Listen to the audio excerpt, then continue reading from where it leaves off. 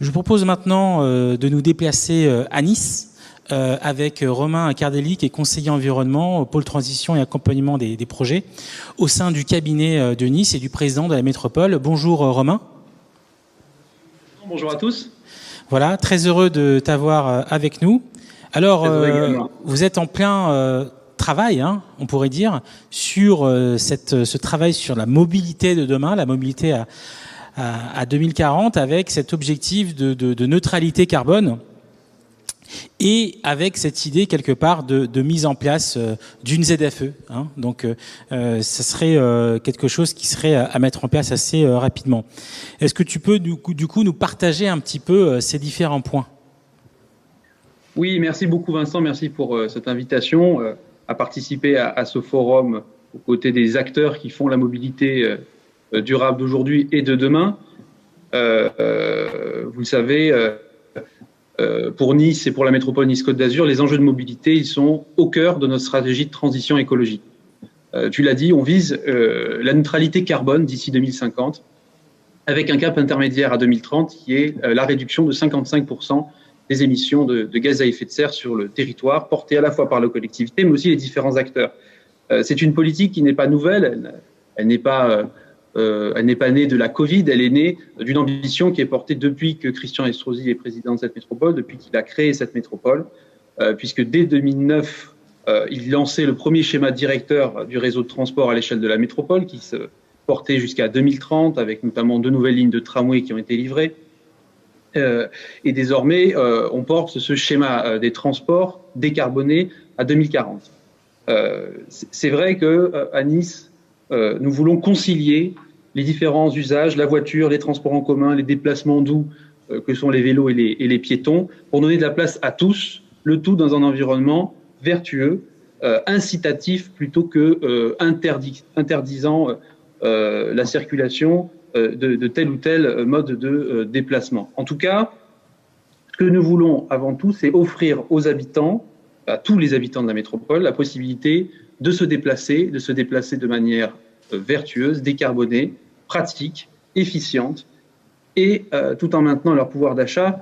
On pourrait rappeler notamment que nous avons maintenu, malgré le volume d'investissement sur le réseau de transport, un ticket de transport à 1 euro sur la métropole, que vous vous déplaciez dans Nice ou dans les différentes communes, dans les 49 communes de la métropole. Ce ticket de transport à 1 euro, ces 2 nouvelles lignes de tramway qui ont permis de diminuer de 20 000 véhicules le nombre de véhicules, de déplacements de véhicules sur la promenade des Anglais, c'est-à-dire sur les déplacements est-ouest, de réduire aussi de 17% la pollution atmosphérique grâce à ces livraisons-là. Et c'est vrai que dans ce schéma global qui nous amène à développer une mobilité décarbonée et une ville plus apaisée grâce à des transports doux, nous souhaitons accompagner les différents usagers de la route. Les accompagner tant dans l'achat de véhicules électriques, et nous allons voter au prochain conseil métropolitain du mois d'avril une hausse de la subvention d'ailleurs à l'achat de véhicules électriques, puisqu'on passera de 2 000 à 3 000 euros. Que nous allons aussi les aider les professionnels à changer leur flotte de véhicules en passant à des motorisations vertueuses, motorisation électrique, GNV, bio-GNV ou hydrogène, que nous allons mettre en place des aides dans les copropriétés à l'acquisition de bornes de recharge pour les véhicules électriques, ce qui va porter jusqu'à 75% de financement ces bornes-là, sachant qu'une borne est à peu près à 1 200 euros en moyenne, c'est 300 euros à peine à charge du propriétaire, et le reste à charge soit de la métropole, soit d'autres aides qui viennent se cumuler. Dans ce contexte-là, ce contexte d'incitation, Christian Estrosi a souhaité que notre projet de zone à faible émission soit tout d'abord, dans un premier temps, un projet qui ne pèse pas sur le pouvoir d'achat des métropolitains, mais s'attaque d'abord à la question des poids lourds et des poids lourds polluants en l'occurrence, en proposant une ZFE qui soit phasée dans le temps. D'abord le transport de marchandises, qui à Nice représente 44% des émissions de polluants liées au trafic routier. C'est l'organisme Atmosud qui nous renseigne sur ces chiffres. Et les poids lourds polluants, si je ne prends que les poids lourds polluants, Ils émettent environ 410 tonnes de NOx routier. C'est plus que les véhicules particuliers polluants sur notre métropole, 365 tonnes. Et qu'en plus de tout cela, on a évidemment toutes les nuisances liées aux poids lourds, qu'elles soient sonores, d'encombrement de la circulation et de sécurité, notamment sur la promenade des Anglais.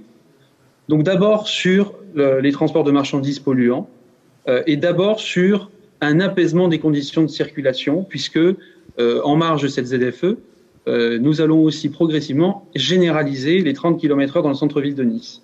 Pas seulement pour des questions de vitesse de circulation, mais aussi pour pouvoir supprimer la plupart des feux tricolores qui aujourd'hui ne représentent que 2% du temps qu'on passe au volant, mais en fait près de 25% de l'exposition aux particules fines liées à la circulation, et je pense notamment au freinage et au flux statique. Donc voilà les orientations que nous avons prises pour les prochains mois. Ça nous amène au 1er janvier 2022 à la mettre en place cette ZFE sur les transports de marchandises, c'est-à-dire promenade des Anglais, centre-ville, on interdit les véhicules de transport de marchandises les plus polluants et petit à petit, on décarbone, on met en place des espaces logistiques de proximité, des plus petits véhicules utilitaires, notamment pour desservir les zones à forte densité commerciale comme les zones piétonnes. Très bien. Tu avais quelques slides de ton côté, je crois. Ou alors... Sur la zone à faible émission, on s'oriente vers cette cartographie. Très bien. Sur ensuite la partie mobilité douce, les pistes cyclables. C'est vrai que dans le cadre de la crise Covid, on a beaucoup parlé des sujets de pistes cyclables, de modes de déplacement doux. La volonté de Christian Estroziani, c'était pour désaturer et assurer la distanciation dans les transports en commun, de faire en sorte de développer largement le vélo.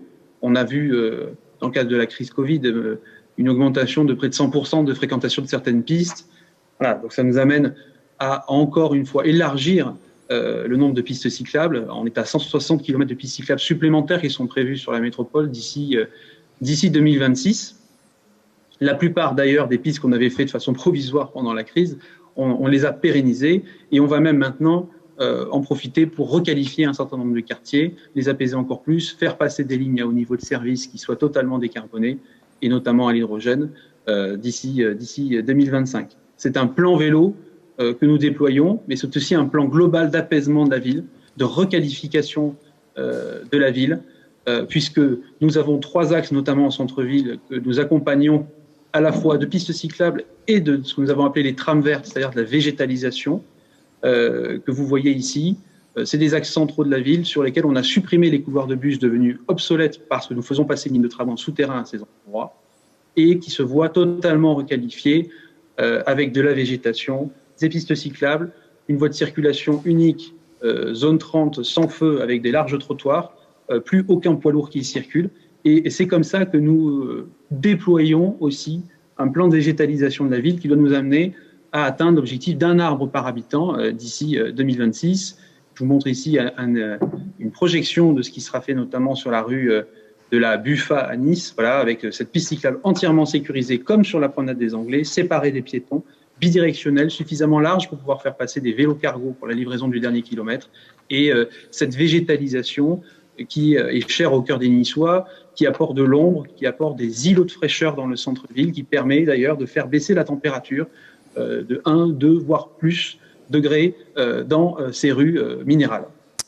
Merci beaucoup Romain pour ces échanges et pour votre contribution du coup aux travaux pour amener à une ville durable. On va continuer évidemment les échanges en chat sur le site. Donc n'hésitez pas pour tous les gens qui nous suivent à engager directement avec Romain Cardelli sur le site. Merci beaucoup Romain et à très bientôt.